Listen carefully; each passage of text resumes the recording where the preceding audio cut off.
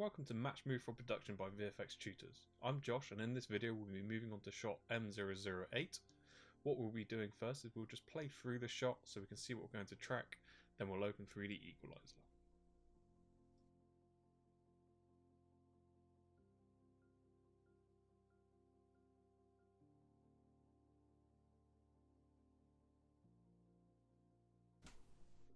So we've opened up 3DEqualizer, and as you see we've got our basic user interface.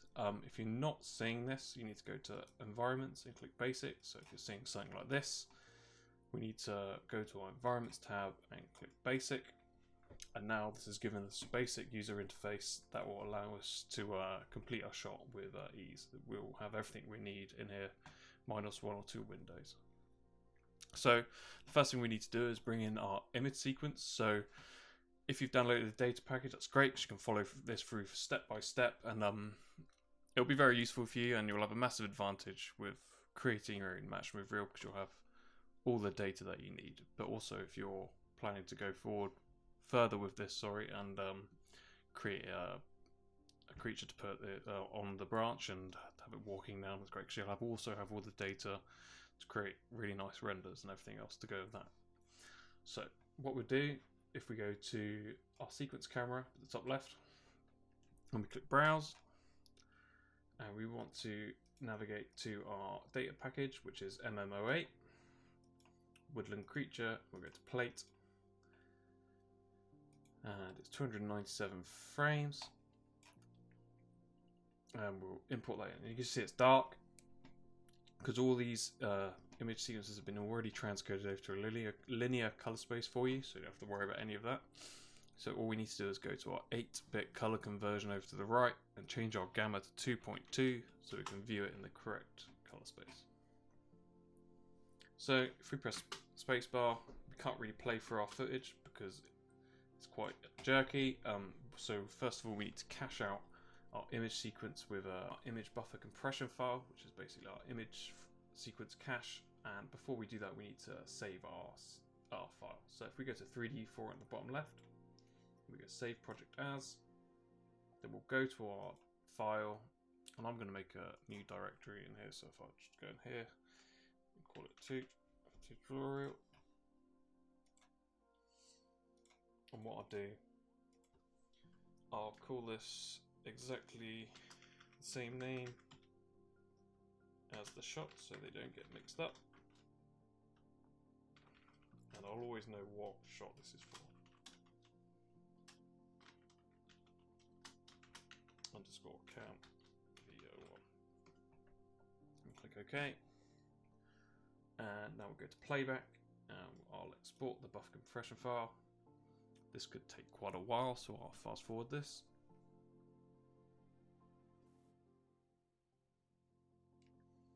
So that buffer compression file is exported. So now if we go to the import buffer compression file, it should be a lot quicker. And once this is in, this will allow us to press spacebar and play through our image sequence.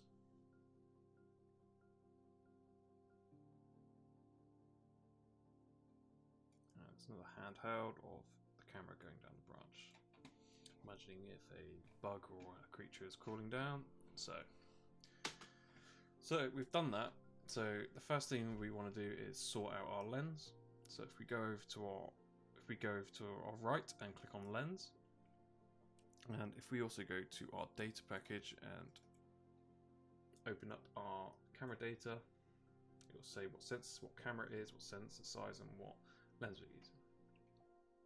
So as previously to all the other ones, I always like to just put the height in and leave the width on passive, and hopefully it should give us these values anyway without forcing it.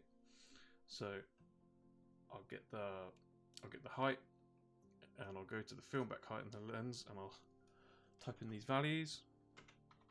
And you need to make sure you put the millimeter on the end, otherwise it will think it's centimeters and it'll give you 11 centimeters. And as you can see, it's given the correct values here. And if we knew what the focal length was, we would change this, but because we don't, we'll leave it as it is for now, and we can adjust that later.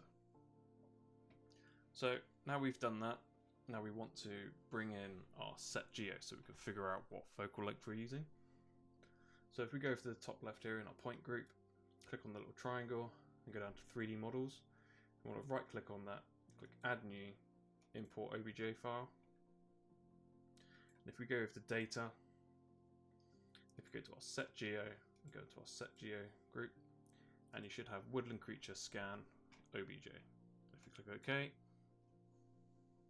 and it may take a while because it's quite a dense scan.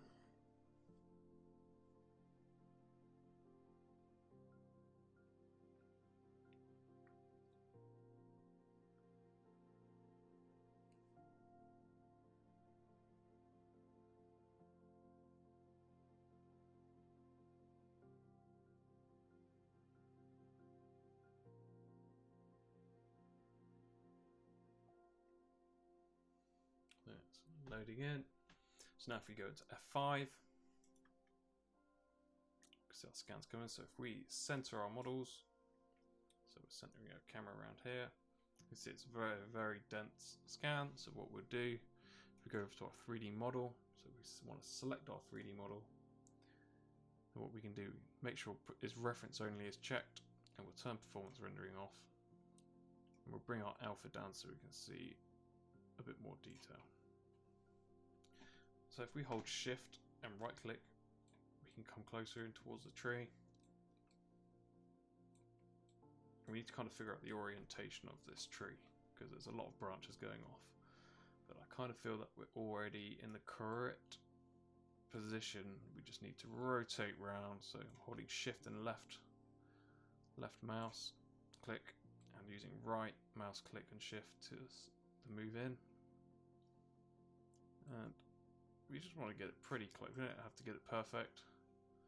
We just want to get it so we can do our single frame lineup. So I'm quite happy with that for now. So if we go over to our 3D model tab and we go over to texture mapping and click UV map, we can go over to our set geo and texture, and we can bring in this. This is named incorrectly, so we'll change that for you. That should say woodland creature. So click OK. And what we'll do, we'll show lines and show polygons. So now we can see the texture, and it'll be easier for us to do our single frame. Okay, this is extremely green compared to the plate, so you can always grade that a little bit closer. So if we go to our F2 menu,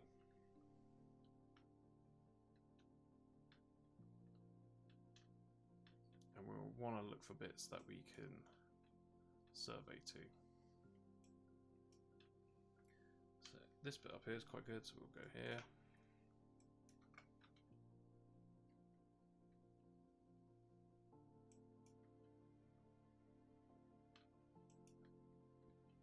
You can see this little black spot here.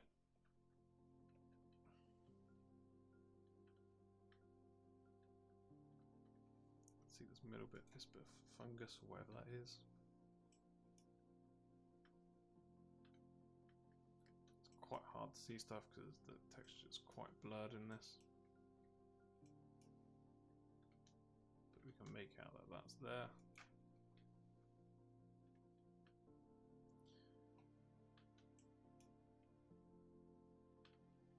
We can make out that bit just about there.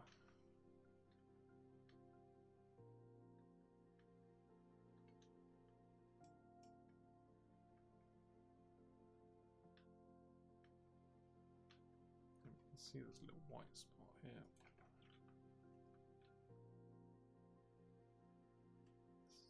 There.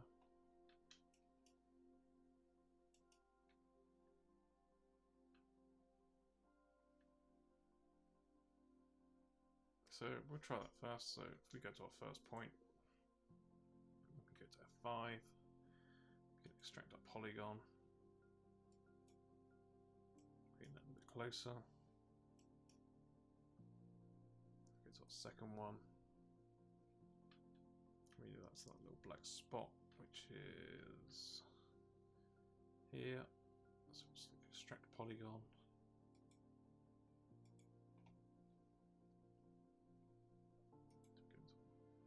third one, so it's in the middle of this little bit of fungus. So if we extract polygon onto that bit there, it's already starting to pull it in pretty close.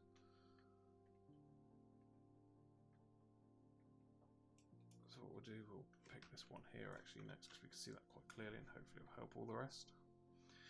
So if you click extract polygon, and we'll select there.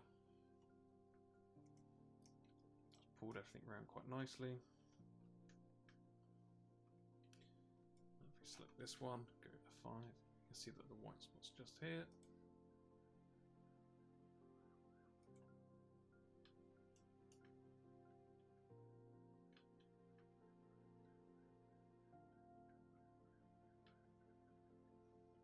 This one's quite off, so if we go 5, extract polygon, place it around there. So now what we can do, we can look around and see if there's any extra ones we can add.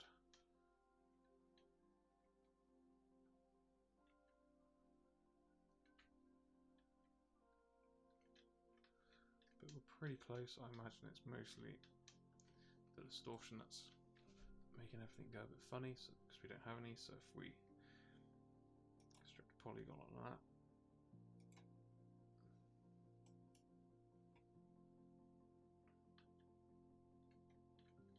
see it's pretty close already.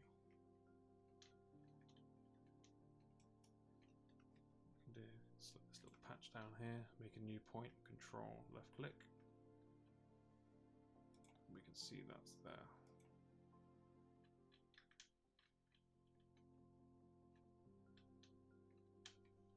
Control left, go to F2 and control left click there, and extract polygon on that. We see that's just about there. So now if we press Alt C to solve, and if you click our models on and off, we can see that we're getting something, but there's something quite strange going on.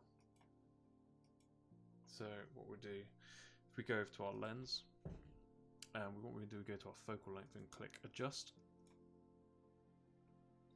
Then we want to go to our windows and parameter adjustment window and change this to adaptive.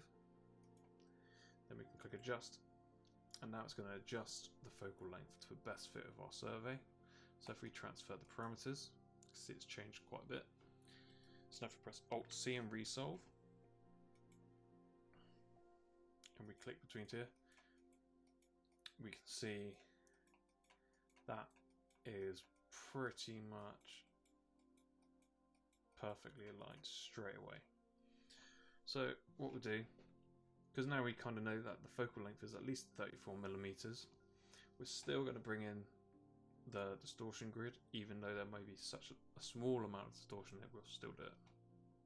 So if we go up to the top left where our cameras are, and if we go to our woodland creature and we right click on this camera, and we get add new reference camera, and it should make a reference to camera. So if we double click on this,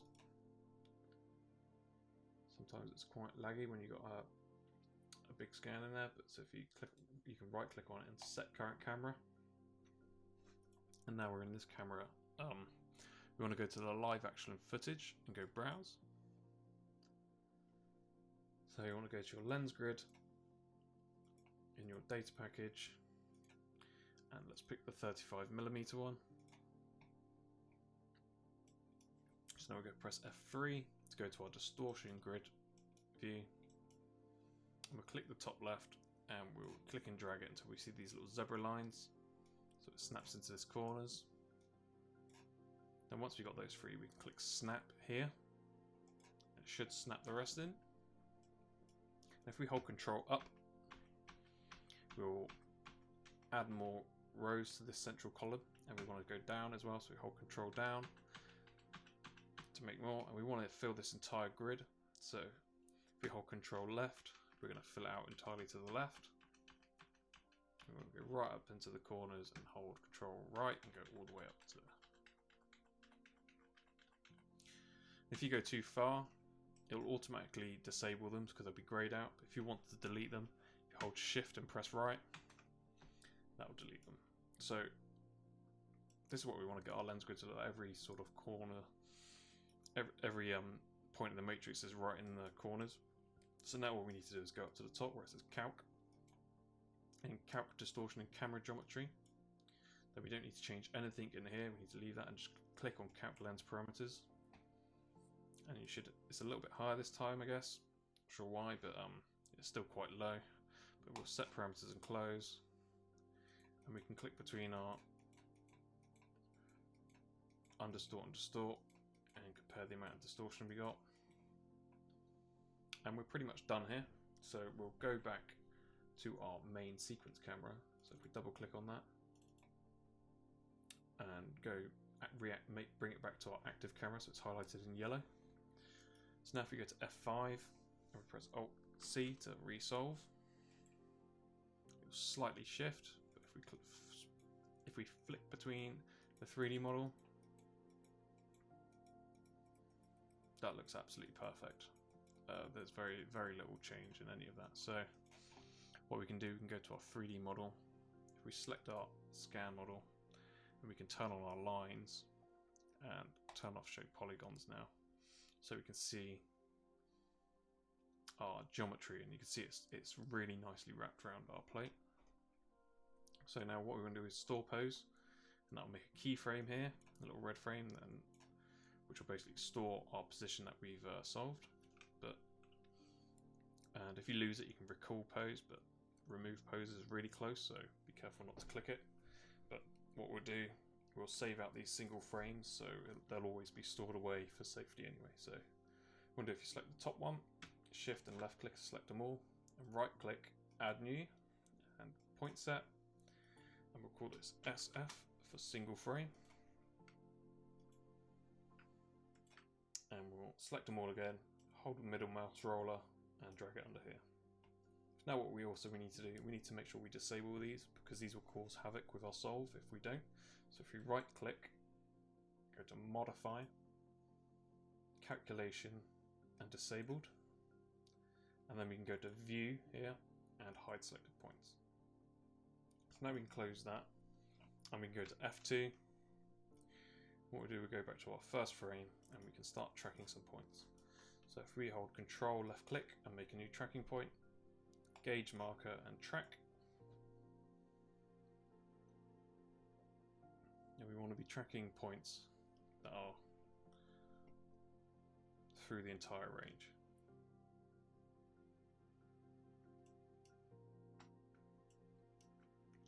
Pick some.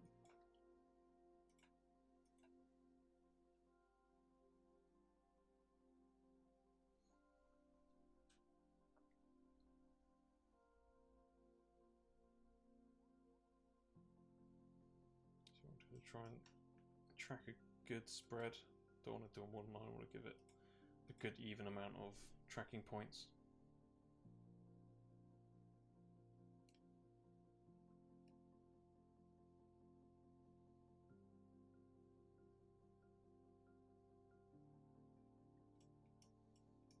Make sure we get some into this background as well. So we go for this black splodge, gauge marker and track.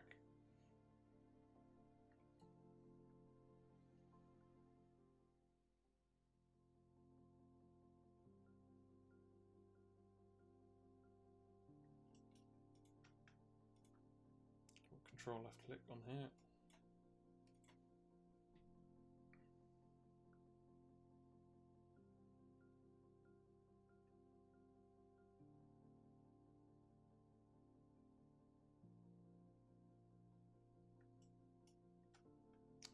Control left click that.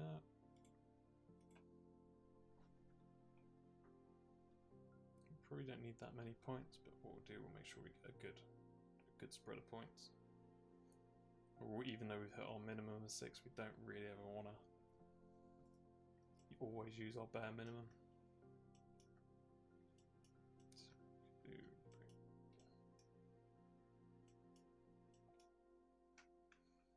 let's track something further back here. Even though that's close, that's further back in depth, so it should help it.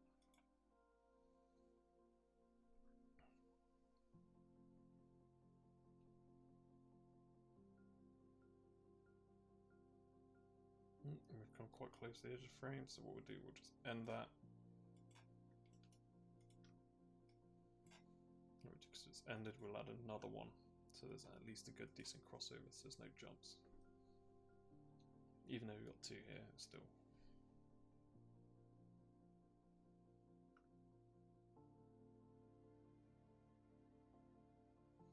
Cool. So if we select all the points and have a look, we've got a pretty decent spread.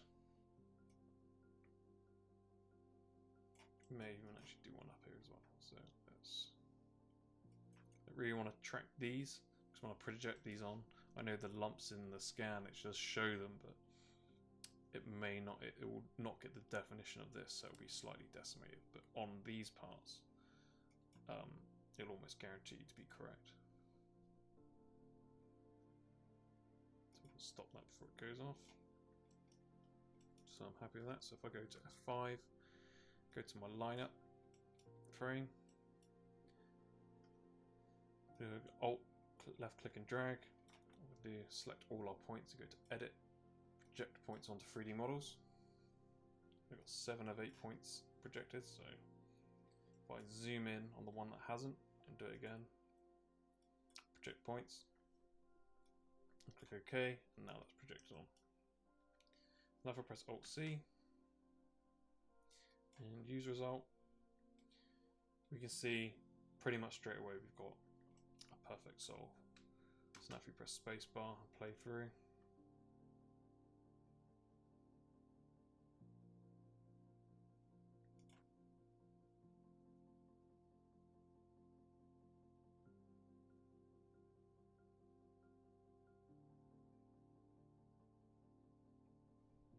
everything's sticking because we've got such a nice scan of this. Whenever you, if you had something animating down here, you can put your foot contacts right into all these little lumps and cracks of the bark, so it's going to look, the shadow contacts of whatever you put on there is going to look so good.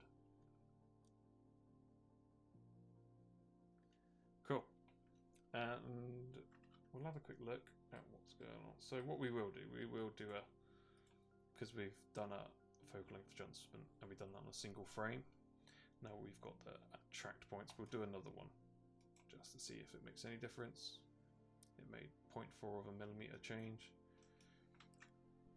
which, surprising, that will do quite a lot even as a tiny amount. What we've got here, we've got a pretty decent solve. Even at the peaks, it's at a maximum of, we've got a maximum of 0.3. Because this curve is relative to the average, even though this looks quite big in the grand scheme of things, these numbers are quite small. So yeah, we're pretty much done with this. So if you want to save it, so make sure that you've definitely got your model on is reference only, otherwise it could take a very long time to open up again or save. So if we go 3D4, save project as, I'll just overwrite mine, you can version up if you like. So now we've done that, our next step would be to export all the things that we need, our camera, our lens distortion node and our undistorted plate, and all this stuff from Maya. So if we go to 3D4, export project Maya, and start frame 001, put this at 1001 because our image sequence starts at frame 1001. Then we'll go export file, I'll put it in the same place, call it the same name as our plate, so we always know that this camera correlates to this plate.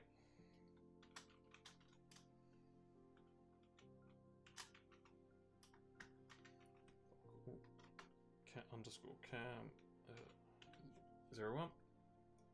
Okay, don't have to do anything else, just click OK, and that will export us out a mel script.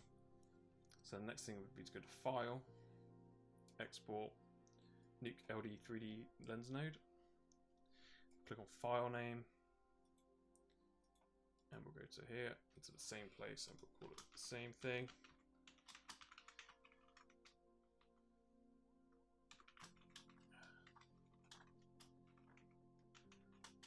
Nuke LD node 01.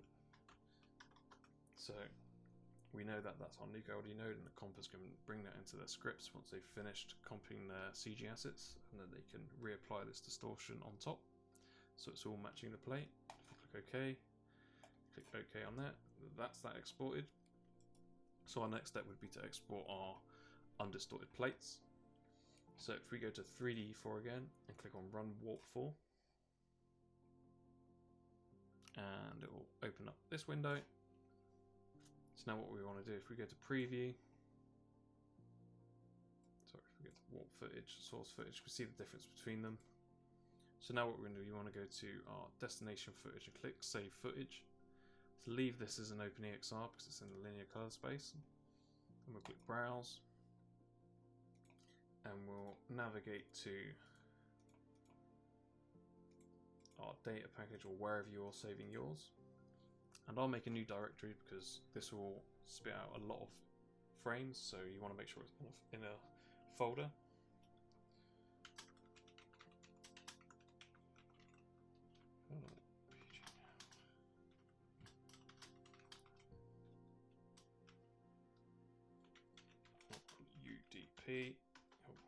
UDP for undistorted plate. So we always know this is where the undistorted plate is. And we'll do a right click and copy that. OK. And right click and paste. Now I need to put .4hashes.exr. Otherwise, if you don't put this, it will just render out one image. So you need to put this so it knows it's an image sequence. So if you click OK, then our next thing would be to change our scale to 50%. Then what we do, we'll click preview again. And all we need to do now is click render. This could take quite a while. You should start seeing some little green lines come up. There we go. And what I'll do, I'll just fast forward through this. Cool, so that's rendered out.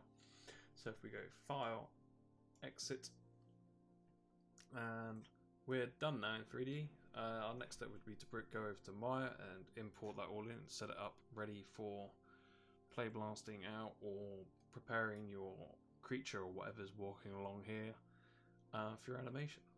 Cool, hope you enjoyed that, guys, and see you on the next shot. If you guys enjoyed this tutorial, hit that like button and subscribe for more like this.